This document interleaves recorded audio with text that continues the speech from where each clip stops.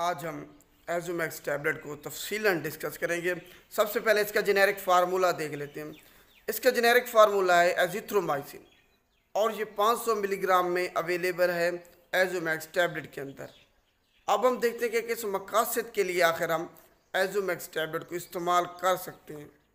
अगर आपके कान के अंदर इन्फेक्शन है या इन्फ्लेमेशन है, उसको ख़त्म करने के लिए, नाक के अंदर आपके इन्फेक्शन या इन्फ्लेमेशन है, उसको ख़त्म करने के लिए, आपके गले के अंदर कोई इन्फेक्शन है या इन्फ्लेमेशन है, उसको ख़त्म करने के लिए, आपको टॉन्सिलाइटिस है, उसको ख़त्म करने के लिए, आपके फेफड़ों में जो सांस की नालियाँ हैं उनमें अगर कोई इन्फेक्शन है या इन्फ्लेमेशन है, उसको ख़त्म करने के लिए, इसके अलावा सेक्सुअली ट्रांसमिटेड जो डिजीज़ हैं जैसे कि गोनरिया हो गया, उसको ख़त्म करने के लिए हम एजोमैक्स टैबलेट का इस्तेमाल करते हैं।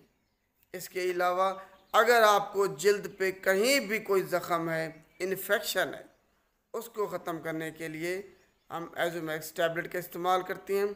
अगर किसी को नमूनिया है, उसको ख़त्म करने के लिए एजोमैक्स टैबलेट का इस्तेमाल किया जाता है। तो ये इसके फ़वाद हैं जो एजोमैक्स टैबलेट को इस्तेमाल करने के बाद हमें हासिल होते हैं। अब हम देखते हैं कौन लोग इसको इस्तेमाल नहीं कर सकते। जिनको एलर्जी, हाइपर सेंसिटिविटी है एजोमैक्स से या इसके किसी इंग्रेडिएंट से, वो इसको इस्तेमाल नहीं कर सकते।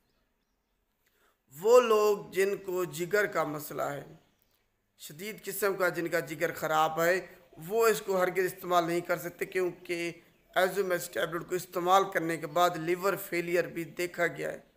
तो ख्याल करना है, वो लोग जिनका जिगर बहुत ज़्यादा ख़राब है, वो लोग एजोमैक्स टैबलेट को इस्तेमाल नहीं कर सकते। दूध पिलाने वाली माएँ भी इसको इस्तेमाल नहीं कर सकती। अगर फिजिशियन या गायनेकोलॉजिस्ट चाहेगा तो वो इसको इस्तेमाल करा सकता है, ख़ुद से इस्तेमाल नहीं करना। इसी तरीके से जो हामला ख़वातीन हैं वो भी इसको ख़ुद से इस्तेमाल नहीं कर सकती। अगर गायनेकोलॉजिस्ट या फिजिशियन चाहेगा तो वो इसको इस्तेमाल करा सकता है। अब हम देखते हैं किन अद्वियात के साथ इसको इस्तेमाल नहीं करना। ड्रग इंट्रैक्शन इसका किन अद्वियात के साथ देखा गया है। सबसे पहले आपने ये ध्यान में रखना है कि इनको या तो इन अद्वियात के साथ इस्तेमाल नहीं करना, अगर करना है तो डोज का ख्याल रखना है। इनमें सबसे पहले साइक्लोस्पोरिन आ जाती है, कॉम्बिन टाइप एंटीकोगुलेंट आ जाती है, उसके साथ इस्तेमाल नहीं करना। अगर करना है तो डोज का ख्याल रखना। डाइजैक्सन के साथ इसी तरीके से इस्तेमाल नहीं करना, अगर करना है तो डोज का ख्याल रखना है। तो ये वो अद्वियात हैं जिनके साथ आपने इसको इस्तेमाल करते वक्त ख्याल रखना है।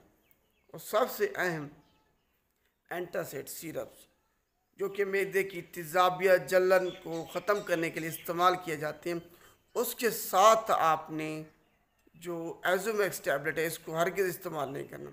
या तो एजोमैक्स टैबलेट को एंटासिड सिरप से 1 घंटा पहले इस्तेमाल करना है, या फिर अगर एंटासिड सिरप आपने इस्तेमाल कर लिया है तो उसके 2 घंटे के बाद एजोमैक्स टैबलेट को इस्तेमाल करेंगे। इकट्ठे दोनों को कभी भी इस्तेमाल नहीं करना। तो ये इसका ड्रग इंट्रैक्शंस हो गया। आखिर में हम इसके मुज़र सेहत असरात देखते हैं। आखिर इसको इस्तेमाल करने के बाद कौन से एडवर्स ड्रग रिएक्शन हो सकते हैं। सबसे पहले ये ख़तरनाक जो इसका मुज़र सेहत असरात है वो एनाफ्लेक्सिस है, जो कि जानलेवा भी हो सकता है। लीवर फेलियर है जिसकी वजह से आपकी डेथ भी हो सकती है। इसके अलावा आपके पेट में दर्द हो सकता है, सर में दर्द हो सकता है, आपको चक्कर आ सकती है, चिड़चिड़ापन हो सकता है, बेचैनी हो सकती है, आपको सुकून नहीं आता, नींद आपकी डिस्टर्ब हो सकती है। इसको इस्तेमाल करने के बाद आपको शिरकान हो सकता है इसको इस्तेमाल करने के बाद।